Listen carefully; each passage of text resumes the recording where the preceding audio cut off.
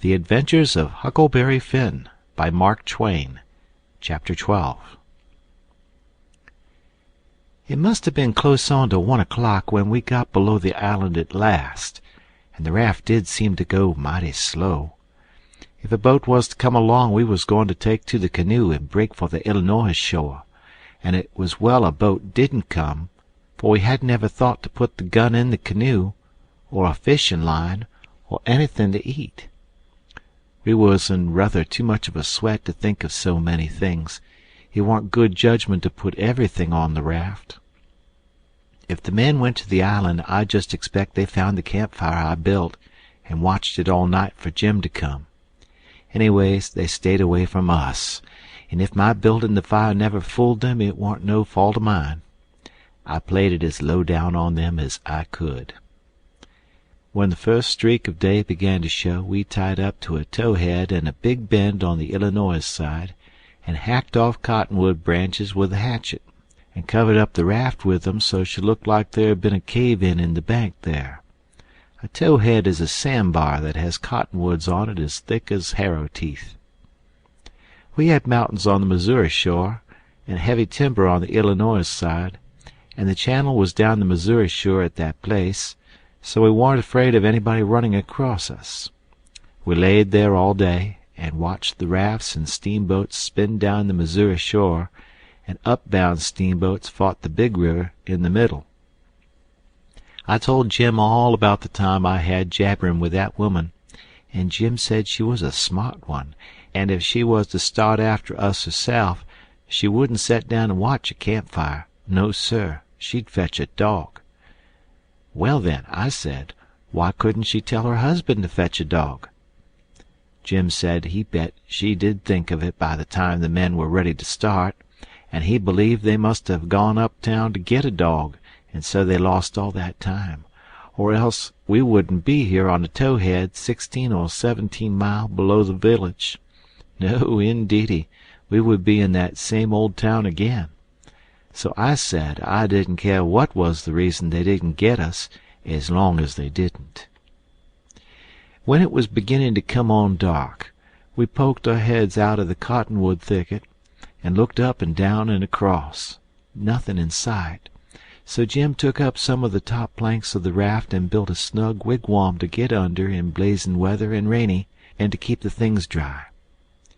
Jim made a floor for the wigwam, and raised it a foot or more above the level of the raft, so now the blankets and all the traps was out of reach of steamboat waves. Right in the middle of the wigwam we made a layer of dirt about 5 or 6 inches deep, with a frame around it for to hold it to its place. This was to build a fire on in sloppy weather or chilly. The wigwam would keep it from being seen. We made an extra steering oar, too, because one of the others might get broke on a snag or something. We fixed up a short, forked stick to hold the old lantern on, because we must always light the lantern whenever we see a steamboat coming downstream, to keep from getting run over. But we wouldn't have to light it for upstream boats unless we see we was in what they call a crossing, for the river was pretty high yet, very low banks being still a little under water, so upbound boats didn't always run the channel, but hunted easy water. This second night we run between 7 and 8 hours, with a current that was making over 4 mile an hour. We catched fish and talked, and we took a swim now and then to keep off sleepiness. It was kind of solemn, drifting down the big, still river, laying on our backs looking up at the stars, and we didn't ever feel like talking loud. And it warn't often that we laughed, only a little kind of a low chuckle. We had mighty good weather as a general thing, and nothing ever happened to us at all, that night, nor the next, nor the next. Every night we passed towns, some of them away up on black hillsides, nothing but just a shiny bed of lights. Not a house could you see. The 5th night we passed St. Louis, and it was like the whole world lit up. In St. Petersburg they used to say there was 20 or 30,000 people in St. Louis, but I never believed it till I see that wonderful spread of lights at 2 o'clock that was still night. There warn't a sound there, everybody was asleep. Every night now I used to slip ashore towards 10 o'clock at some little village, and buy 10 or 15 cents worth of meal or bacon or other stuff to eat. Sometimes I lifted a chicken that warn't roosting comfortable, took him along. Pap always said, "Take a chicken when you get a chance, because if you don't want him yourself, you can easy find somebody that does, and a good deed ain't ever forgot." I never see Pap when he didn't want the chicken hisself, but that is what he used to say anyway. Mornings before daylight I slipped into cornfields and borrowed a watermelon, or a mushmelon, or a pumpkin, or some new corn, or things of that kind. Pap always said it warn't no harm to borrow things if you was meaning to pay them back some time, but the widow said it warn't anything but a soft name for stealing, and no decent body would do it.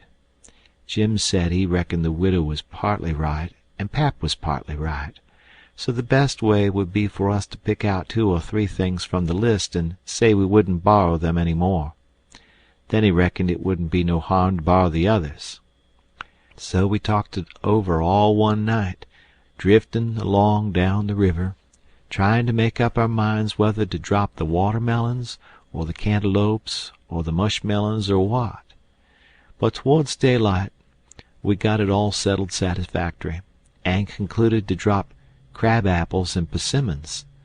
We weren't feeling just right before that, but it was all comfortable now. I was glad the way it come out, too, because crab apples ain't ever good, and the persimmons wouldn't be ripe for 2 or 3 months yet. We shot a waterfowl now and then that got up too early in the morning or didn't go to bed early enough in the evening. Take it all around, we lived pretty high. The 5th night below St. Louis, we had a big storm after midnight, with a power of thunder and lightning, and the rain poured down in a solid sheet. We stayed in the wigwam and let the raft take care of itself. When the lightning glared out, we could see a big straight river ahead, and high rocky bluffs on both sides. By and by, says I, "Hello, Jim, looky yonder." It was a steamboat that had killed herself on a rock. We was drifting straight down for her. The lightning showed her very distinct. She was leaning over, with part of her upper deck above water, and you could see every little chimbly guy clean and clear, and a chair by the big bell, with an old slouch hat hanging on the back of it when the flashes come. Well, it being away in the night and stormy and all so mysterious-like, I felt just the way any other boy would have felt when I see that wreck layin' there so mournful and lonesome in the middle of the river. I wanted to get aboard of her and slink around a little and see what there was there. So I says, "Let's land on her, Jim." But Jim was dead against it at first. He says, "I don't want to go fool around no wrack. We's doing blame well, and we better let blame well alone, as the good book says. Like as not, there's a watchman on that wreck." "Watchman your grandmother," I says. "There ain't nothin' to watch but the Texas and the pilot house, and do you reckon anybody's going to risk his life for a Texas and a pilot house such a night as this, when it's likely to break up and wash down the river any minute?" Jim couldn't say nothin' to that, so he didn't try. "And besides," I says, "we might borrow something worth having out of the captain's stateroom. Cigars, I bet you, and cost 5 cents apiece solid cash. Steamboat captains is always rich, and get $60 a month, and they don't care a cent what a thing costs, you know, long as they want it. Stick a candle in your pocket? I can't rest, Jim, till we give her a rummaging. Do you reckon Tom Sawyer would ever go buy this thing? Not for pie, he wouldn't. He'd call it an adventure, that's what he'd call it, and he'd land on that wreck if it was his last act. And wouldn't he throw style into it? Wouldn't he spread hisself, nor nothin'? Why, you think it was Christopher Columbus discoverin' Kingdom Come. I wish Tom Sawyer was here." Jim, he grumbled a little, but give in. He said we mustn't talk any more than we could help, and then talk mighty low. The lightning showed us the wreck again just in time, and we fetched the starboard derrick and made fast there. The deck was high out here.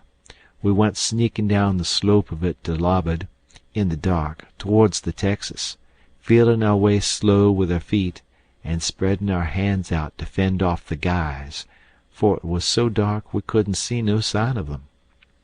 Pretty soon we struck the forward end of the skylight and clumb on to it, and the next step fetched us in front of the captain's door, which was open, and by Jiminy, away down through the Texas hall we see a light, and all in the same second we seemed to hear low voices in yonder. Jim whispered and said he was feeling powerful sick, and told me to come along. I says all right, and was going to start for the raft, but just then I heard a voice wail out and say, "Oh, please don't, boys. I swear I won't ever tell." Another voice said pretty loud, "That's a lie, Jim Turner. You've acted this way before. You always want more'n your share of the truck, and you've always got it, too, because you've swore if you didn't you'd tell. But this time you said it just one time too many. You're the meanest, treacherousest hound in this country." By this time Jim was gone for the raft. I was just a-bilin' with curiosity, and I says to myself, Tom Sawyer wouldn't back out now, and so I won't either. I'm a-goin' to see what's going on here. So I dropped on my hands and knees in the little passage, and crept aft in the dark till there warn't but one stateroom betwixt me and the cross hall of the Texas. Then in there I see a man stretched on the floor and tied hand and foot, and two men standing over him, and one of them had a dim lantern in his hand, and the other one had a pistol.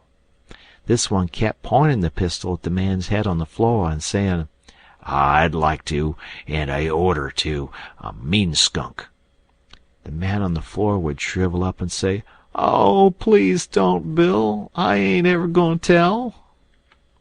And every time he said that, the man with the lantern would laugh and say, "'Deed you ain't. You never said no truer thing than that, you bet ye." And once he said, "Hear him beg, and yit if we hadn't got the best of him and tied him, he'd 'a killed us both. And what for? Just for nothin'. Just because we stood on our rights. That's what for. But I lay you ain't goin' to threaten nobody any more, Jim Turner. Put up that pistol, Bill." Bill says, "I don't want to, Jake Packard. I'm a-for killin' him, and didn't he kill old Hatfield just the same way? And don't he deserve it?" "But I don't want him killed, and I got my reasons for it." "Bless your heart for them words, Jake Packard. I'll never forget you long as I live," says the man on the floor, sort of blubbering. Packard didn't take no notice of that, but hung up his lantern on a nail, and started towards where I was there in the dark, and motioned Bill to come. I crawfished as fast as I could about 2 yards, but the boat slanted so I couldn't make very good time. So to keep from getting run over and catched, I crawled into a stateroom on the upper side. The man came a-pawing along in the dark, and when Packard got to my stateroom he says, "Here, come in here." And in he come, and Bill after him. But before they got in I was up in the upper berth, cornered, and sorry I come. Then they stood there with their hands on the ledge of the berth and talked. I couldn't see them, but I could tell where they was by the whiskey they'd been having. I was glad I didn't drink whiskey, but it wouldn't have made much difference anyway, because most of the time they couldn't have treed me because I didn't breathe. I was too scared, and besides a body couldn't breathe and hear such talk. They talked low and earnest. Bill wanted to kill Turner. He says, "He said he'll tell, and he will. If we was to give both our shares to him now, it wouldn't make no difference after the row and the way we've served him. Sure's you're born, he'll turn state's evidence. Now you hear me. I'm for putting him out of his troubles." "So am I," says Packard very quiet. Blame it, I'd sort of begun to think you wasn't.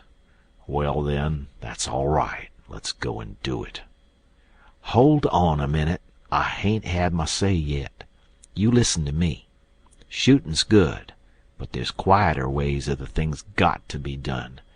But what I say is this. It ain't good sense to go courtin' round after a halter if you can git at what you're up to in some way that's just as good and at the same time don't bring you into no risks. Ain't that so? You bet it is. But how you goin' to manage it this time? Well, my idea is this. We'll rustle round, gather up whatever pickin's we've overlooked in the staterooms, and shove for shore and hide the truck. Then we'll wait. Now I say it ain't goin' to be more'n 2 hours before this wreck breaks up and washes off down the river. See? He'll be drownded, and won't have nobody to blame for it but his own self. I reckon that's a considerable sight better'n killin' of him. I'm unfavorable to killin' a man as long as you can git around it. It ain't good sense. It ain't good morals. Ain't I right? Yes, I reckon you are. But s'pose she don't break up and wash off. Well, we can wait the 2 hours anyway and see, can't we? All right, then. Come along. So they started, and I lit out, all in a cold sweat, and scrambled forward. It was dark as pitch there, but I said in a kind of coarse whisper, "Jim," and he answered up right at my elbow with a sort of a moan, and I says, "Quick, Jim, it ain't no time for foolin' around and moanin'. There's a gang of murderers in yonder, and if we don't hunt up their boat and set her driftin' down the river so these fellows can't get away from the wreck, there's one of 'em goin' to be in a bad fix. And if we find their boat, we can put all of 'em in a bad fix, for the sheriff will get 'em. Quick, hurry. I'll hunt the larboard side, you hunt the starboard. You start at the raft and—" "Oh, my lordy, lordy, raft! There ain't no raft no more. She done broke loose and gone. Oh, and here we is." End of chapter.